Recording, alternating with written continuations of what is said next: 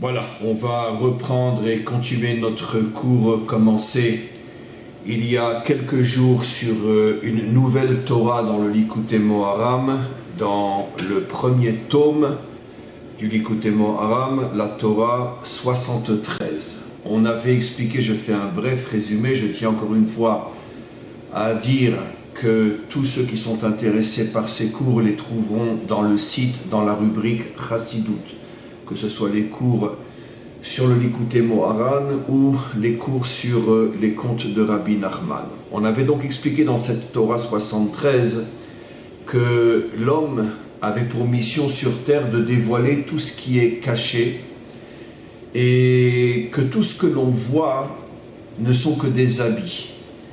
Et comme on l'avait expliqué dans le précédent cours, l'habit est loin de faire le moine, est encore plus loin de faire le rabbin, est encore beaucoup plus loin de faire Dieu lui-même.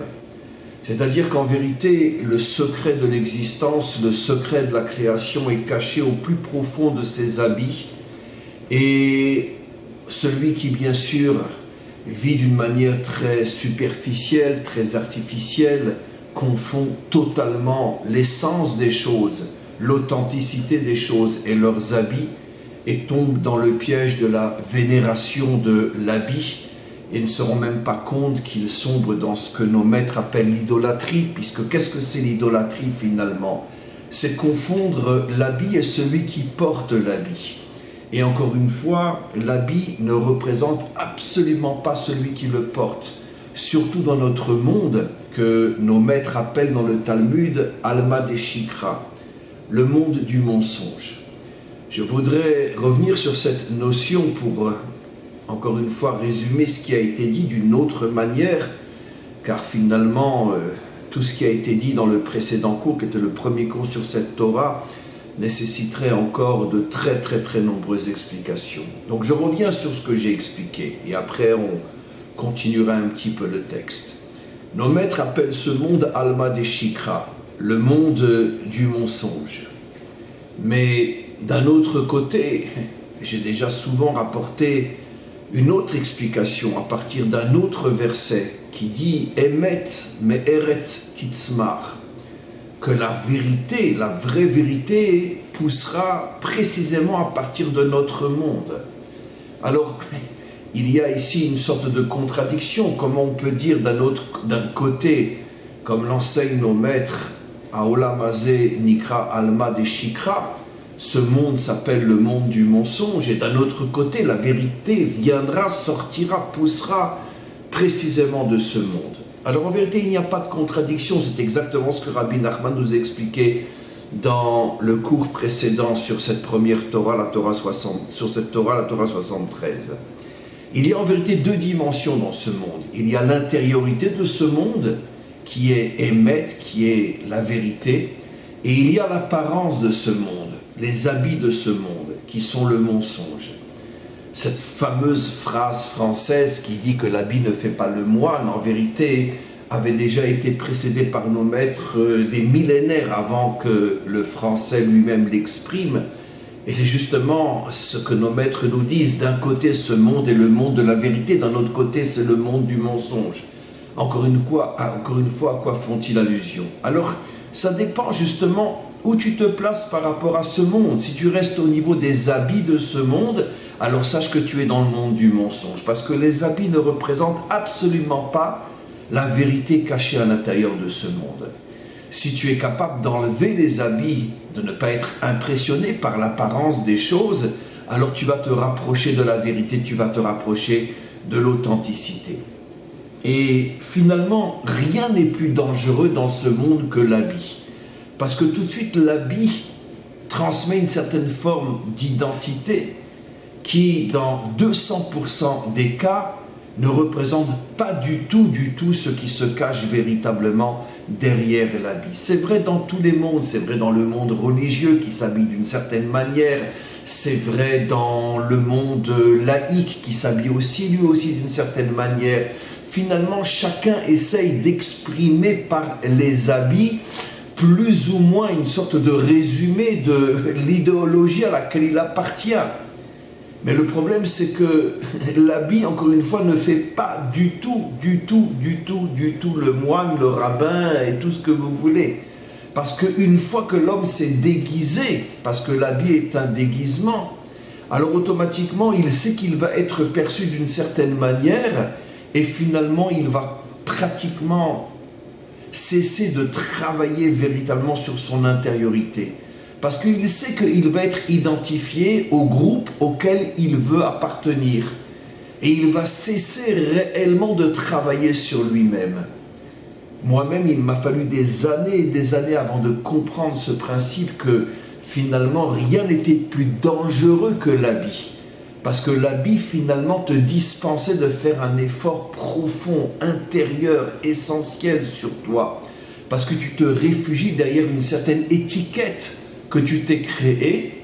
Et finalement, tu te dis, consciemment ou non, les gens me perçoivent de telle manière, donc je suis effectivement ce que les gens perçoivent. Et c'est faux. Parce que l'habit, encore une fois, va t'empêcher de réellement commencer un travail sur soi.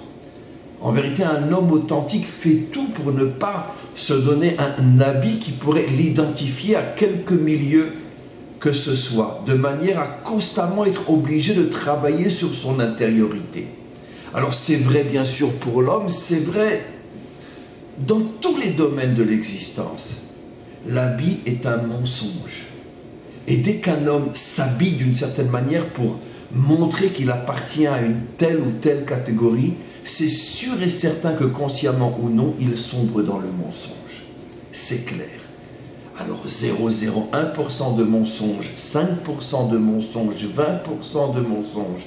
Mais malheureusement, la grande majorité s'approche beaucoup plus des 60 et 80 et 90% de mensonges, précisément parce qu'ils veulent être habillés comme tout le monde. On parle selon une certaine idéologie, on s'habille selon une certaine idéologie, on se comporte selon une certaine idéologie et l'humanité tout entière sombre dans le mensonge. Alors, l'origine, c'est finalement ce que nos maîtres appellent l'idolâtrie. C'est-à-dire qu'au niveau de Dieu, il y a le même problème.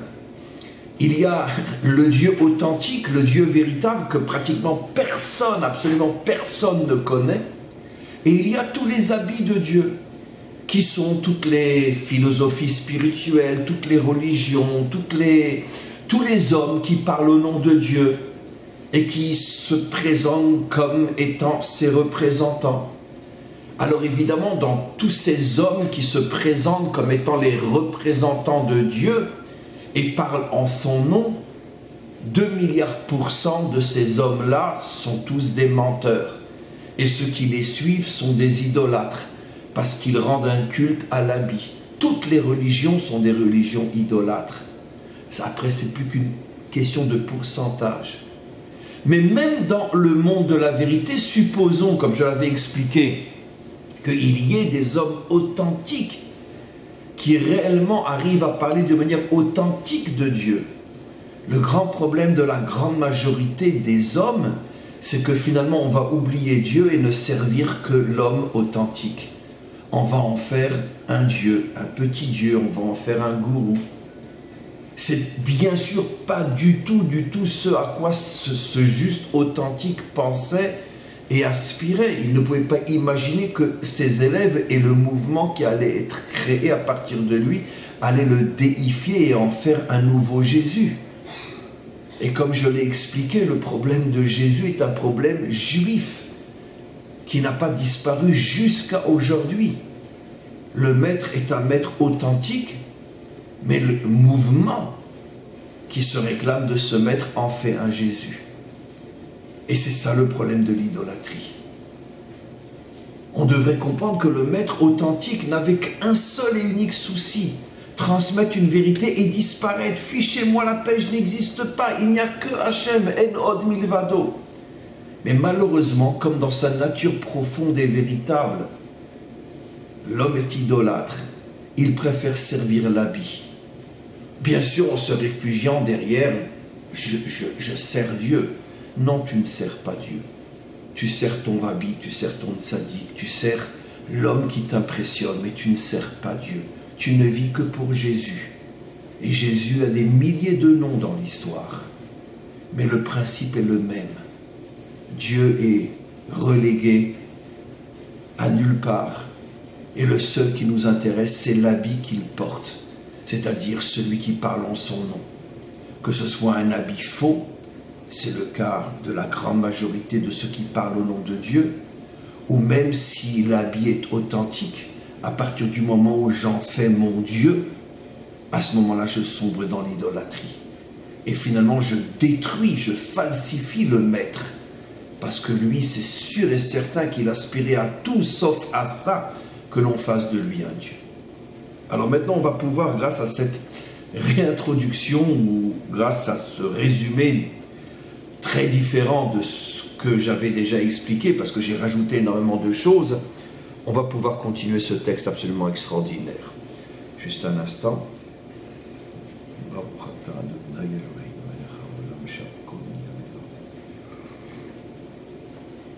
Et vive les Turcs.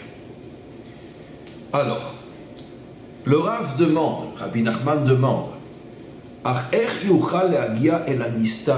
comment un homme peut arriver à ce qui est caché? Comment un homme peut arriver à l'authenticité? Et là, bien sûr, il parle de l'authenticité par rapport à Dieu. C'est-à-dire, comment je peux avoir un lien authentique avec le Maître du monde? Comment je peux me préserver? Comment je peux me protéger de tous les parleurs au nom de Dieu qui sont tous des falsificateurs, qui sont tous de faux habits dont je dois me méfier? Comment je dois faire? Il répond, je vais lire quelques lignes et on s'arrêtera de lire et on expliquera.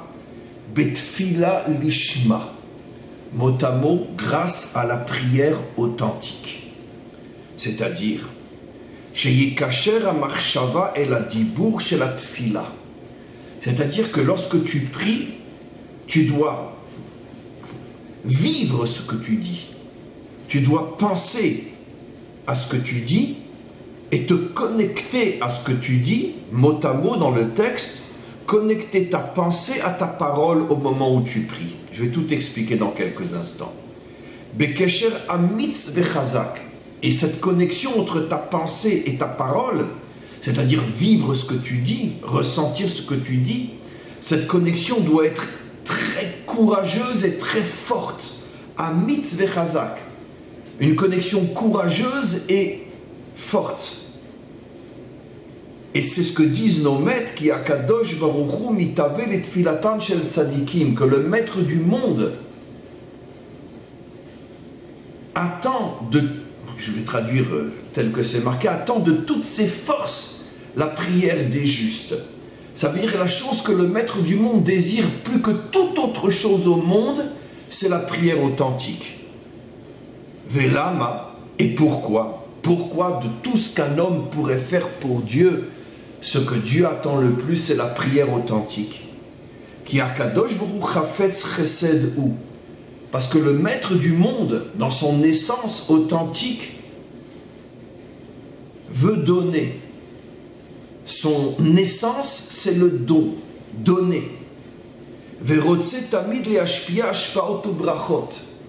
Et son désir profond est de pouvoir faire du bien au monde. Mais ce bien, cette énergie qu'il veut déverser dans le monde, il ne peut pas la déverser seulement s'il y a dans ce monde un réceptacle qui peut recevoir ce flux, qui peut recevoir cette énergie. Comme Anikra Ani, et le cli s'appelle Ani. Ani, ça veut dire moi, ça c'est le prochain cours, je vais juste lire, mais je ne vais rien expliquer sur cette dernière phrase.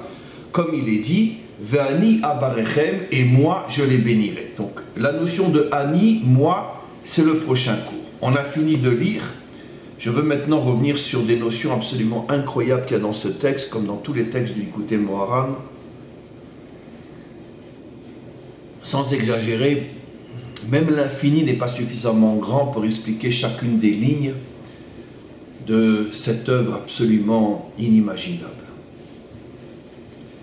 Alors, rappelons-nous le cours de la semaine dernière. Rabbi Nachman avait insisté pour dire que il avait fait une analogie entre la Torah et Dieu, et il avait expliqué de la même manière que Dieu se cache derrière une infinité d'habits, et malheur à celui qui reste coincé dans les habits, qui s'arrête en chemin et qui ne cherche pas l'essence vraie, authentique de Dieu. De la même manière, la Torah elle-même se cache dans une infinité d'habits, mais tous ces habits ne sont pas la Torah elle-même, et malheur à celui qui reste coincé dans l'un de ces habits. Bon, l'exemple le plus idiot que je pourrais rapporter, mais qui est simplement un exemple idiot à partir duquel on peut comprendre tout le reste, la Torah nous dit que Adam et Ève étaient dans un jardin dans lequel il y avait des arbres et des fruits, et qu'un serpent est venu parler à Chava. Mais quel est l'idiot, le nul qui puisse imaginer que l'histoire telle qu'elle est racontée dans la Torah, il faut la prendre telle qu'elle est. Ce ne sont que des codes, ce ne sont que des métaphores. Il n'y avait pas de jardin, il n'y avait pas d'arbres, il n'y avait pas de fruits dangereux, mortels, il n'y avait pas de serpent qui a parlé à une femme. Tout ça, ce sont des codes, ce sont des métaphores. C'est un habit. Alors si tu es idiot, tu vas prendre les choses à la lettre. Un serpent est venu parler à Ève. Et si tu es un véritable chercheur, tu vas comprendre qu'il y a des codes. À quoi fait allusion le serpent?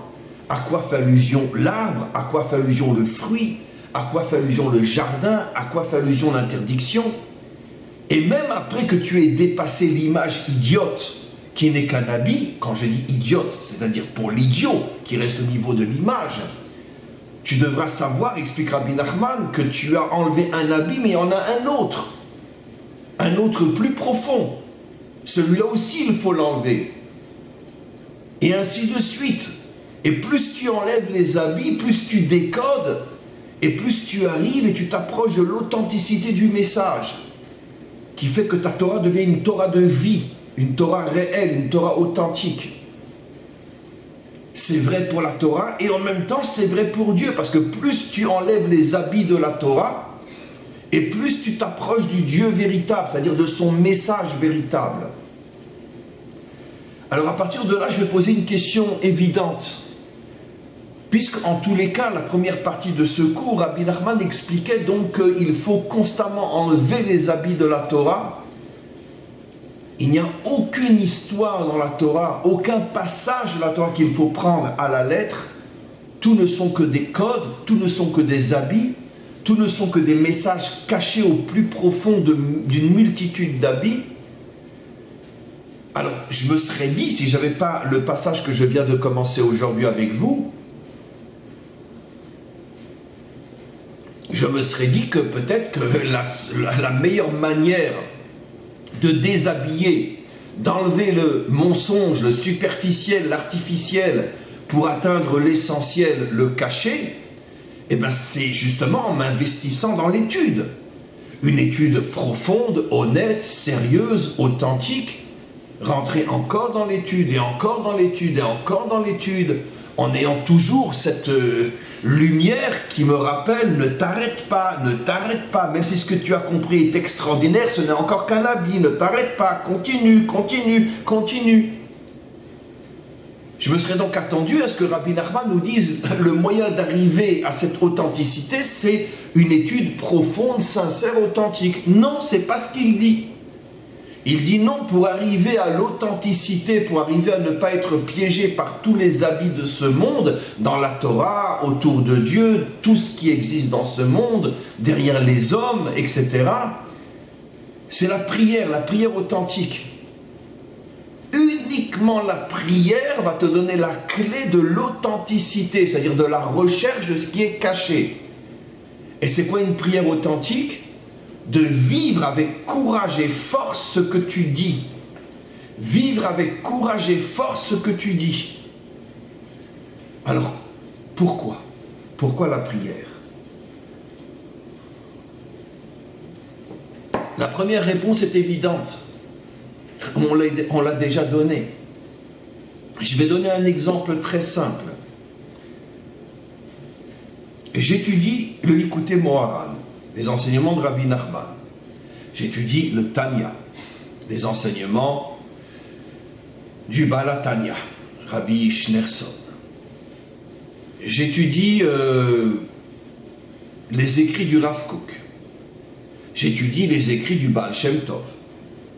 J'étudie des textes dans le Zohar de Rabbi Shimon Bar Yochai. J'étudie le Talmud, les enseignements de Rabbi Yochanan, Resh Lakish, etc. En vérité, quand j'étudie la Torah, j'étudie quoi? Mais j'étudie les enseignements transmis par un homme. Quand j'étudie la Torah, les 5 livres de la Torah de Moshe, j'étudie ce que Moshe m'a transmis. Quand j'étudie après les juges, les rois, les prophètes, j'étudie encore une fois ce que la Torah, à travers des hommes, m'ont transmis. Donc, qu'est-ce que je veux dire par là?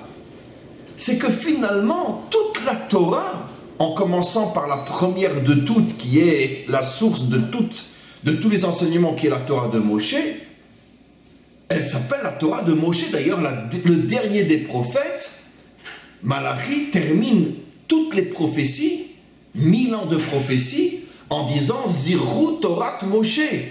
N'oubliez pas la Torah de Moshe. Comment peut-il nous dire la Torah de Moshe? C'est pas la Torah de Moshe, c'est la Torah d'Hachem. Il y a d'autres versets qui identifient la Torah à Moshe. Alors, il y a évidemment une infinité d'enseignements possibles. Mais celui que je vous transmets est clair. Parce que le prophète veut nous faire comprendre ce que je suis en train d'expliquer. Quel que soit l'enseignement de Torah que tu étudies, ça passe toujours par un homme. Surtout après Moshe, ce ne sont que des maîtres qui transmettent. Et le problème, c'est que ici, je ne parle que de maîtres authentiques. Je parle de Moshe, je parle du Rav Kook, je parle du Baal Shem Tov, je parle de Rabbi Yochanan, de Resh Lakish, de Rabbi Meir, de Rabbi Akiva. Je parle de Rabbi Nachman, je parle du Baal Hatanya. Je ne parle que de maîtres authentiques. C'est par eux que ça passe.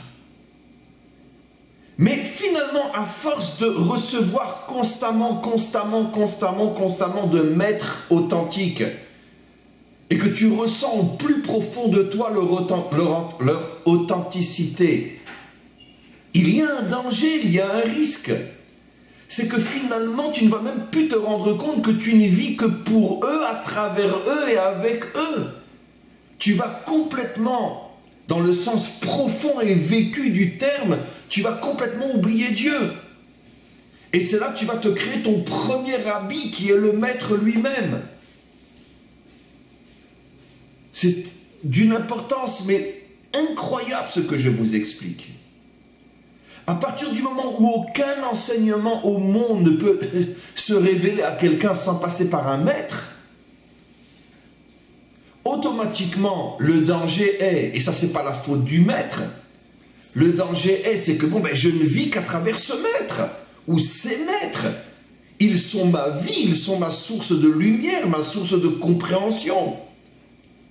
Et donc automatiquement, je ne vais même pas me rendre compte que toute ma vie va se limiter à ceux ou à ceux au pluriel ou à ceux, c'est eux, ce maître. C'est pour ça que je n'ai qu'une seule chose qui peut me ramener constamment à la source véritable et me rappeler constamment que tous ces maîtres ne sont que des habits et rien de plus. Ce sont de vrais habits par contre, qui eux font vraiment celui qui se cache derrière, Dieu. Mais ce ne sont que des habits.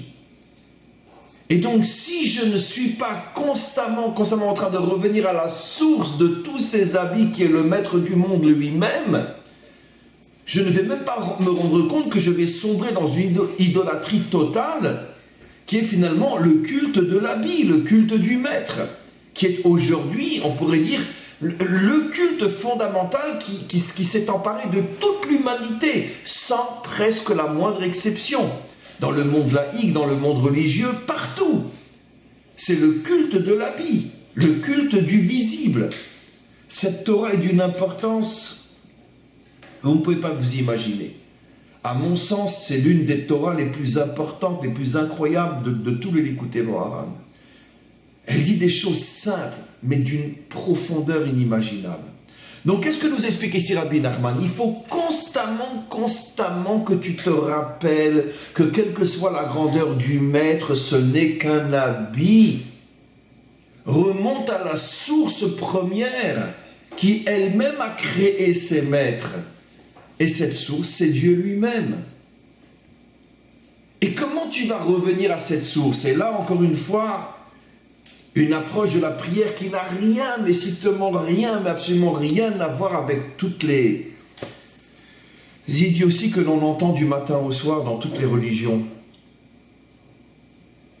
La prière, telle que les idiots en parlent, c'est tu demandes à Dieu de t'aider, de te sauver, de te. Non, c'est pas ça la prière. La prière, c'est une reconnexion à la source authentique de chaque chose. Il n'y a qu'une seule et unique entité pour laquelle je vis, grâce à laquelle je vis, c'est le Maître du monde. Et pour ressentir qu'il n'y a que lui qui est ma source de vie, je dois dans ma prière ressentir, vivre ce que je dis. Je vais vous donner un exemple simple. Un exemple tellement simple qui va vous prouver que moi le premier et tout le monde, nous ne prions pas. Et pourtant, ça fait 40 ans que je prie 3 fois par jour. Je n'ai jamais prié une seule prière. Je vais vous donner un exemple. Ça fait des millénaires que 3 fois par jour, on dit dans notre prière, on prie pour la reconstruction de Jérusalem. Je vais dire quelque chose qui va vous choquer, qui va vous bouleverser. Moi, je fais quelque chose pour la reconstruction de Jérusalem. Je vis ce que je dis. Ce qui est incroyable, c'est que ce sont précisément des gens pas religieux du tout, des juifs qui ne respectent pas Shabbat, qui eux ont reconstruit Jérusalem. Et ceux qui le reconstruisent tous les jours. Mais moi, le serviteur de Dieu, qu'est-ce que je fais pour reconstruire Jérusalem? Qu'est-ce que je fais? Qu'est-ce que je fais? Je vis ce que je dis. Ce que je viens de dire déclenche chez moi une envie de faire quelque chose. Ça fait des millénaires que tous les jours on demande à Dieu de faire en sorte que tous les exilés reviennent sur leur terre. Vous connaissez beaucoup de religieux qui ont fait en sorte que les exilés reviennent sur leur terre. C'est incroyable, hein, c'est des gens qui ne mangeaient pas kasher et qui ne faisaient pas Shabbat, qui eux l'ont fait et le font tous les jours. Mais qu'est-ce qui se passe ici? Ben, vous voyez bien que personne ne prie. Personne ne prie. Parce que si je priais réellement, tout de suite, cette prière que je viens de dire devrait déclencher chez moi une envie d'agir, de faire, d'être à la hauteur de ce que je viens de dire, de participer au projet divin. Comme je l'ai expliqué dans de nombreux cours, nos maîtres ont révélé que l'homme est l'associé de Dieu dans le projet divin. Ce qui veut dire que dans chaque parole de prière, je devrais me poser la question, mais où je suis dans cette association avec lui? Car lui ne le fera pas tout seul. Jusqu'à aujourd'hui, 99,9% des hommes sur terre, y compris nous les juifs, croyons que si je viens de dire « sonne du grand chauffard pour ramener les dispersés », ça veut dire que c'est lui seul qui va le faire. Mais nos maîtres disent tout le contraire. Il attend une association. Il attend que l'homme s'associe à lui. Donc Dieu ne ramènera jamais les dispersés tout seul. Dieu ne reconstruira jamais Jérusalem tout seul. Dieu ne sauvera jamais le monde tout seul. Il n'apportera jamais la paix tout seul. Il ne fera jamais rien tout seul. Il attend de l'homme sa part d'association, d'action. Et la plus grande claque que le monde religieux a prise ces 2 derniers siècles, c'est que le maître du monde lui a dit à ce monde religieux dont je fais partie, bande d'imbéciles, ça fait des siècles que vous priez, vous n'avez jamais rien fait. Il faut que j'aille chercher des gens qui ne respectent pas Shabbat ou qui ne mangent pas kasher pour en faire mes associés, pour m'aider à ramener les dispersés et à reconstruire Jérusalem. Donc vous voyez bien que vous ne priez pas. Vous ne priez pas. puisque vous ne comprenez pas que chaque prière devrait déclencher chez vous l'envie de vous associer à ce projet. Je ne le ferai pas seul, j'ai besoin de vous. Et nous, on prie, comme dans une église. Aucune différence entre une synagogue et une église. Malheureusement, après 2000 ans d'exil, aucune, strictement, absolument aucune différence entre une synagogue et une église. Alléluia, alléluia. Aucune différence. On attend que Dieu fasse tout seul. C'est pour ça que Rabbi Nachman ici nous dit, quand tu dis une chose, tu comprends ce que tu dis. Je vais vous donner un exemple, que Rabbi Nachman, lui, c'était un vrai prieur. Quand il était encore pratiquement un gosse, il avait 16, 17, 18 ans, je ne sais pas. Il a pris conscience qu'il y en a marre de dire « ramène-nous en Israël ». Il faudrait peut-être que nous aussi, on se décide à y aller. Dans une des époques les plus dangereuses, où la Méditerranée était infestée de bateaux qui se tiraient des canons les uns contre les autres, je crois que c'était la guerre entre je ne sais plus qui, entre les Russes, les Anglais, les Turcs, peu importe. Il a tout lâché, il est parti, au risque de sa vie. Il a failli son bateau couler 10 000 fois. Il est arrivé en Israël, à une époque où celui qui était le plus riche pouvait manger un morceau de pain par semaine. Les autres, c'était de la poussière qu'ils mangeaient. Il n'y avait rien à manger, rien à boire. Pour traverser la Méditerranée, il fallait chaque seconde dire merci à Hachem, t'as pas reçu une bombe un obus sur la tête. Il est parti. Il en a eu marre de dire ramène-nous en Israël. Il est parti. Il a montré que quand il prie, il pense, il comprend ce qu'il dit. Et il a surtout compris que n'attends pas que Dieu fasse tout pour toi si toi-même tu ne fais rien. Et encore une fois, la plus grande claque que le Maître du monde nous a donnée après des millénaires de prières, il nous a dit, allez vous faire voir, j'en ai marre de vos prières, je vais prendre quelqu'un qui ne respecte pas Shabbat et lui va me ramener mes Juifs en Israël. Lui va me reconstruire Jérusalem. Et c'est ce qui s'est passé malheureusement. Et nous, on continue à prier. Sauveur, sauve-nous, alléluia. Donc on ne prie pas. Et pourquoi on ne prie pas? Si, notre bouche prie, mais pas nous explique Rabbi Nachman. Parce qu'on ne vit pas ce qu'on dit. On attend comme des passifs, comme des religieux. Alors, ça veut dire quoi concrètement? Ça veut dire que si tu priais d'une manière authentique et que chaque mot de prière déclenchait chez toi l'envie de faire quelque chose pour être associé au projet divin, tu deviendrais l'associé de Dieu et tu serais protégé de rendre un culte aux hommes. Car finalement, ta seule vraie force avec laquelle tu te sens véritablement fort, c'est avec Dieu lui-même. Et tu comprends que tous les hommes, aussi grands soient-ils, ne sont que des intermédiaires, desquels il faut prendre la vérité quand ce sont des maîtres authentiques, mais rien de plus. Moi, je travaille avec Dieu, avec personne d'autre. Voilà. Maintenant, vous comprenez pourquoi il a rajouté un mot incompréhensible. Il faut prier avec courage et force. Pourquoi courage et force? Quand je dis au bon Dieu, alléluia, ramène-moi sur ma terre, alléluia. Pourquoi j'ai besoin de courage? Il va tout faire. Non. Parce que si en pleine guerre, tu as le courage de quitter l'Ukraine et de venir en Eretz Israël, alors que tu sais que tu as 150 milliards de chances de mourir en chemin, et que tu le fais, ça veut dire que tu es vraiment courageux. Aujourd'hui, si tu as le courage, en étant père de famille ou peu importe, de quitter Paris avec toutes les difficultés qui t'attendent ici et de dire « mais c'est pas grave, j'ai confiance, je sais que je réussirai ». J'en ai marre de dire « reconstruis Jérusalem, je voudrais moi aussi participer à cette reconstruction ». Eh bien, tu peux être sûr d'abord que le bon Dieu va t'aider, il va déverser sur toi un flux de bénédictions incroyables en échange de ton courage. Mais ça prouve que ta prière, elle est courageuse, elle est authentique. Qu'est-ce que tu fais? Qu'est-ce que tu fais pour faire avancer les choses? Et donc, c'est ça l'idolâtrie. Pourquoi on est tous devenus des idolâtres? Pourquoi on se réfugie tous derrière un maître, derrière un habit, etc. Parce que finalement, on ne prie pas. On attend que le bon Dieu fasse tout. Donc, comme on n'est pas son associé, finalement, bon, il n'est plus vraiment dans notre vie, on n'est plus dans la sienne, et on s'accroche à des habits, parce que les habits, ils sont visibles, ils sont là. C'est plus facile.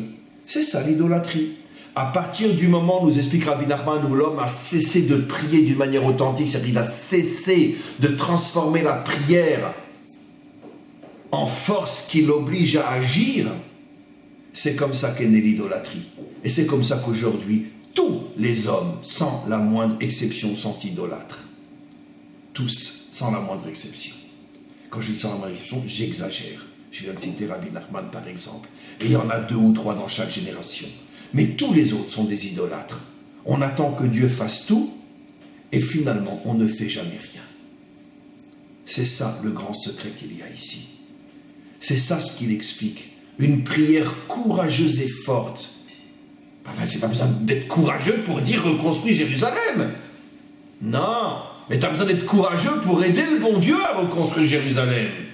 Pour ça, il faut être courageux.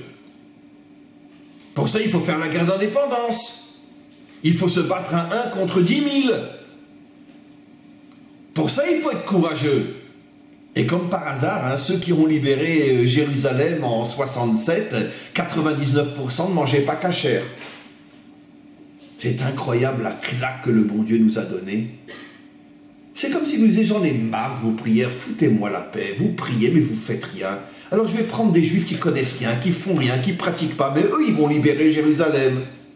Et vous continuez dans votre église à demander la reconstruction de Jérusalem. Ouais, mes amis, ce cours est d'une puissance absolument incroyable. Incroyable.